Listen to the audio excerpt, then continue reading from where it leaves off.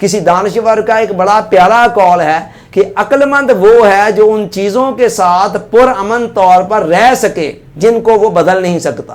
عقل مند وہ ہے جو ان چیزوں کے ساتھ، ایسی سچویشن کے ساتھ پرامن طور پر رہ سکے جن کو وہ بدل نہیں سکتا۔ وقت کا زخم بڑے بڑے مرہموں کو بھر دیا کرتا ہے، ٹھیک ہے؟ تو عقل مند آدمی پہلے دن ہی اس حقیقت کو جانتا ہے کہ کوئی بات نہیں، وقت کا مرہم اس حادثے کو، اس زخم کو بھر دے گا، لیکن نادان آدمی اس بات کو نہیں جانتا۔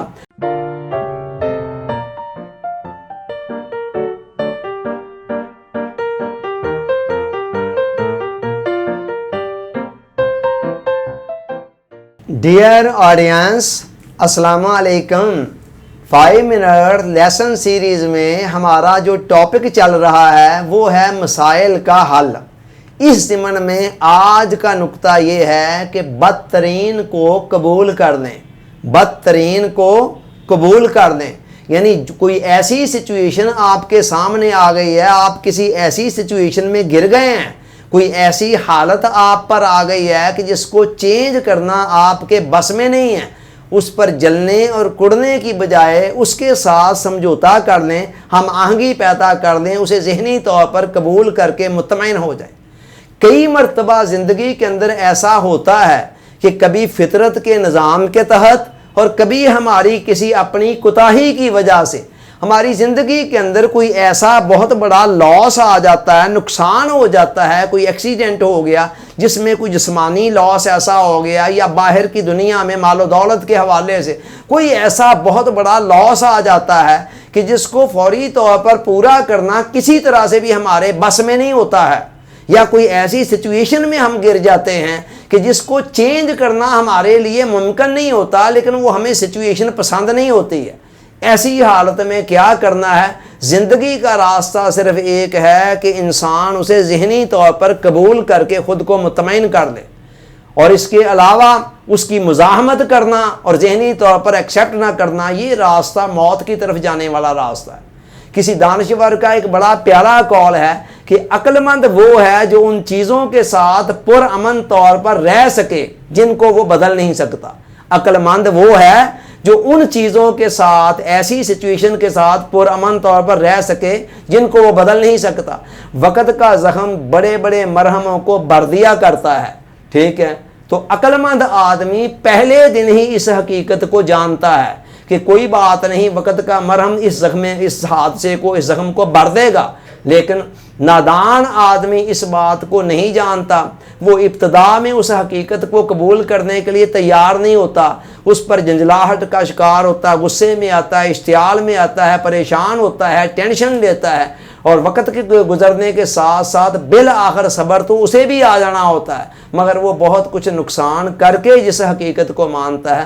عقل مند آدمی پہلے دن ہی اس حقیقت کو ذہنی طور پر قبول کر دیتا ہے۔ اب یہ سچویشن تو ہے ماضی اور حال کے نقصانات کے حوالے سے، یہی فارمولہ فیوچر کے حوالے سے بھی اپلائی ہوگا۔ کئی مرتبہ فیوچر کے اندر کوئی نقصان ایکسپیکٹڈ ہوتا ہے کہ ایسے نہ ہو جائے یا ویسے نہ ہو جائے، اور ہم اس کو سوچ سوچ کر پریشان ہو رہے ہوتے ہیں، اپنا خون جلا رہے ہوتے ہیں، اگر ایسا ہو گیا تو پھر کیا ہوگا، اگر ایسا نہ ہوا تو پھر کیا ہوگا، وغیرہ وغیرہ۔ تو فیوچر پر بھی یہی فارمولہ اپلائی ہوگا کہ آپ یہ سوچ لیں کہ اچھا میکسیمم بدترین صورتحال کیا ہو سکتی ہے، اس میکسیمم کو سوچ کر پھر اسے ذہنی طور پر ایکسیپٹ کر دیں۔ اور مزے کی بات یہ ہے کہ اس فارمولے کو ہم سب نے لاشعوری طور پر زندگی میں کئی مرتبہ اپلائی کیا ہوا ہے۔ آپ یاد کریں، کئی مرتبہ ایسا ہوگا کہ آپ فیوچر کے حوالے سے کوئی سوچ کر پریشان ہو رہے ہیں کہ ایسے نہ ہو جائے، ویسے نہ ہو جائے، اگر ایسا ہو گیا پھر کیا ہوگا، پھر آپ نے سوچا اچھا یار کیا ہو جائے گا، زیادہ سے زیادہ یہ ہو جائے گا نا، کوئی بات نہیں، تو ساتھ ہی آپ ریلیکس ہو گئے۔ تو اس فارمولے کو لاشعوری طور پر تو ہم نے کبھی نہ کبھی اپلائی کیا ہوا ہے، ضرورت اس بات کی ہے کہ شعوری طور پر اس کو ذہن میں رکھا جائے، اور ذہن میں رکھتے ہوئے ہر موقع پر اس سے استفادہ کیا جائے، اس کو استعمال میں لایا جائے، اور اس سے استفادہ کرتے ہوئے ہر جگہ پر اسے استعمال کیا جائے۔